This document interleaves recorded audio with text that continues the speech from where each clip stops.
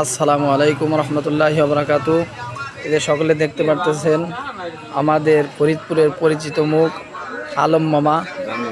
হ্যাঁ, এই যে সোলাবোনা ঝালমুড়ি নিয়ে এখন এটা কোথায় আছেন মামা? এটা লোকেশনটা ও এখন ছোলা এবং ঝালমুড়ি নিয়ে জোনার মোড়ে আছে। তো আসলে সুস্বাদু ঝালমুড়ি এবং সুস্বাদু ছোলাবোনা বিক্রি করে।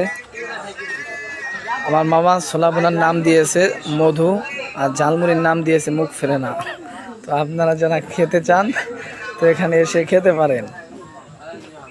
এই যে আমার মামার যেমন সুন্দর, মামার মুড়িগুলো আসলে চমৎকার সুন্দর। এই যে মামার গাড়ি দেখতে পারতেছেন আপনারা সকলেই। মামা এই গাড়ি নিয়ে অনেক জায়গায় চলে যায়। দেখেন কাস্টমারও আছে ভালো। মামার মুড়ি খাওয়ার জন্য অনেক দূর থেকে লোকজন আসে। মামা তোমাকে কোথায় কোথায় পাওয়া যাবে?